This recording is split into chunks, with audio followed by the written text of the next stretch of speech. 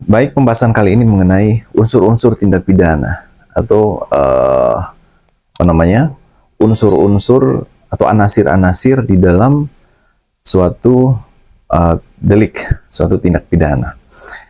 Sebagaimana kita ketahui bahwa di dalam setiap rumusan delik itu sudah pasti terdapat uh, unsur atau anasir-anasir yang disebutkan di dalam rumusan delik, suatu rumusan delik itu. Namun demikian, di dalam lapangan hukum pidana itu, unsur-unsur itu tidak terbatas pada apa yang tercantum di dalam rumusan delik. Tetapi ada unsur-unsur selebihnya yang juga bersifat konstitutif yang harus ada di dalam suatu perbuatan agar perbuatan tersebut layak untuk dipertanggungjawabkan kepada pelakunya atau agar si pelakunya itu dapat dipidana. Jadi bukan berarti dengan terbuktinya unsur, dengan terpenuhinya unsur-unsur di dalam uh, suatu delik atau suatu rumusan delik itu otomatis si pelaku langsung dapat dipertanggungjawabkan, tidak seperti itu. Nah, jadi di dalam hukum pidana itu dikenal dengan ada dua jenis. Yang pertama itu unsur-unsur dalam arti yang sempit dan unsur-unsur dalam arti yang luas. Nah, unsur dalam arti yang sempit itu adalah unsur yang dicantumkan secara tertulis, secara ekspresi verbis di dalam suatu rumusan delik. Sedangkan unsur selebihnya yang yang unsur lainnya di luar daripada unsur yang tertulis itu dinamakan dengan elemen ten van het delik. Kalau unsur-unsur yang tertulis itu dinamakan dengan bestandelen delik atau unsur inti delik atau bagian delik. Sedangkan di dalam unsur-unsur di luar atau unsur-unsur yang tidak tertulis namun bersifat konstitutif dan harus ada, itu namanya elemen ten van het delik atau elemen-elemen delik, elemen-elemen daripada delik. Nah, sekarang apa itu elemen delik? Elemen delik itu atau unsur-unsur yang tidak tertulis di dalam suatu rumusan delik itu selalu dianggap ada, namun secara diam-diam. Jadi selalu dianggap ada di dalam setiap rumusan delik, namun keberadaannya itu didiamkan. Atau istilah Belandanya itu stilwisgen element. Stilwisgen element ini adalah unsur-unsur di luar daripada unsur-unsur inti delik tadi. Nah,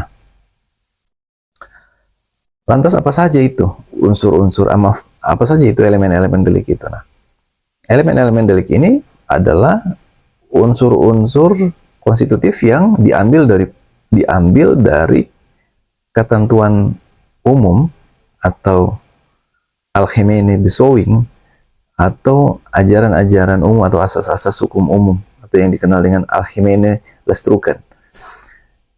Apa saja itu? Yang pertama adalah kalau menurut Van Bemmelen itu dia bilang yang pertama itu adalah Toerekenbaarheid. Toerekenbaarheid ini adalah dapat dipertanggungjawabkannya perbuatan kepada pelaku. Itu yang dinamakan dengan Toerekenbaarheid. Kemudian yang kedua adalah Toerekeningsvatbaarheid. Artinya dapat dipertanggungjawabkannya pelaku atas perbuatannya. Jadi kurang lebih terbalik dengan Toerekenbaarheid tadi. Dapat dipertanggungjawabkannya si pelaku. Terus yang ketiga adalah yang kita kenal dengan kesalahan atau skuld. Nah, skuld ini dia ada skuld dalam arti luas atau kesalahan dalam arti luas atau skuld in ruim zin itu dalam arti luas, dan ada juga skuld dalam arti sempit atau yang kita kenal dengan culpa. Ada juga bentuk-bentuk skuld yang kita kenal dengan offset atau dolus dan culpa atau kealpaan. Kemudian yang terakhir, unsur yang terakhir itu adalah sifat melawan hukum atau wederrechtelijkheid. Sifat melawan hukum juga dianggap sebagai unsur yang konstitutif di dalam setiap rumusan delik. Jadi walaupun unsur melawan hukum itu tidak tercantum di sana, namun apabila perbuatan itu walaupun sudah mencocoki rumusan delik suatu perbuatan itu, namun di dalam rumusan delik itu tidak tercantum unsur sifat melawan hukum, akan tetapi perbuatan itu yang tadi sudah sesuai dengan lukisan delik itu atau delik omskriving itu dianggap, kemudian ternyata dianggap tidak melawan hukum perbuatan tersebut. Nah, tidak melawan hukum walaupun unsur melawan hukum itu tidak disebutkan di sana, namun setelah dilihat misalnya secara material ternyata dia tidak melawan hukum atau tidak atau kehilangan sifat melawan hukum dalam perbuatan tersebut karena tidak melawan hukum secara material dalam fungsi yang negatif. Nah itu dalam keadaan demikian maka dianggap bahwa unsur melawan hukum atau elemen melawan hukum yang diam, yang tidak tercantum di dalam rumusan delik itu tidak ada, kehilangan sifat melawan hukum tersebut atau anasir itu tidak terpenuhi. Ketika anasir Stilwitzian element atau anasir melawan hukum yang atau unsur yang tidak tertulis itu tidak terpenuhi, maka si pelaku tidak dapat dihukum atau hakim harus menjatuhkan putusan ontslag van rechtvervolging atau lepas dari tuntutan hukum, bukan bukan menjatuhkan putusan bebas seperti itu. Jadi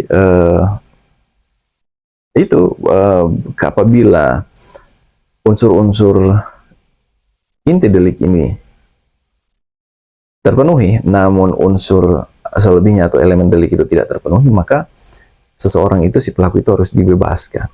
Namun apabila unsur inti deliknya yang tidak terpenuhi, maka si pelaku harus dibebaskan. Jadi unsur yang tidak tertulis itu harus dilepaskan apabila tidak terpenuhi, sedangkan unsur yang tertulis itu apabila tidak terpenuhi, si pelaku harus dibebaskan.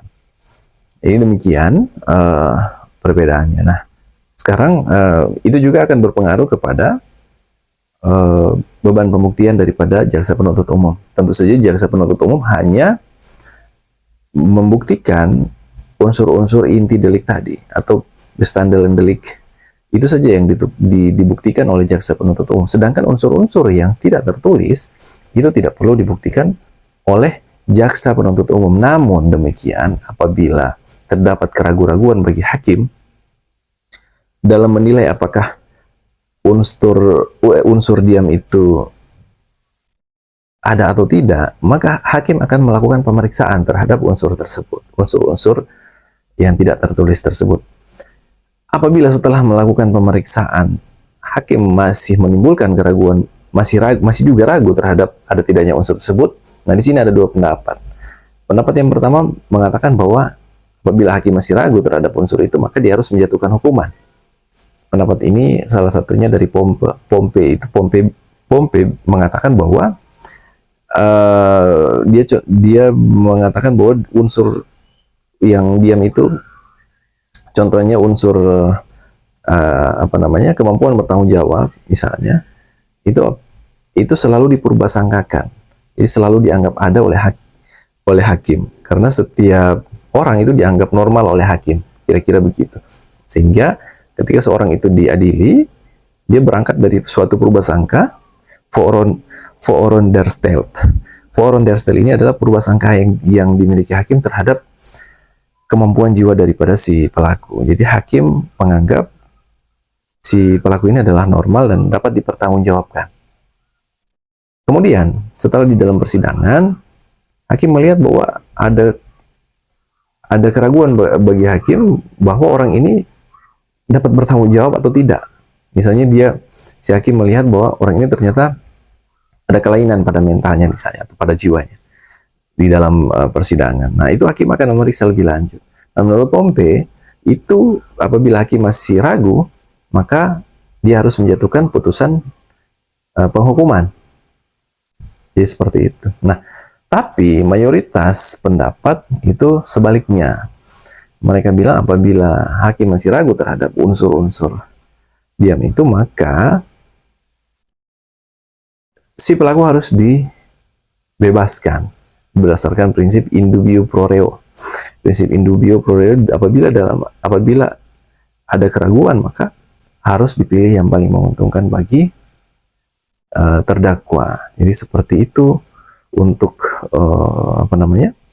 untuk menjatuhkan hukuman pada seseorang itu tidak cukup hanya dengan membuktikan atau hanya dengan suatu perbuatan itu mencocoki rumusan delik atau delik omskriving, tapi ada unsur-unsur lain yang harus juga dipenuhi di dalam setiap peristiwa atau setiap perbuatan pidana.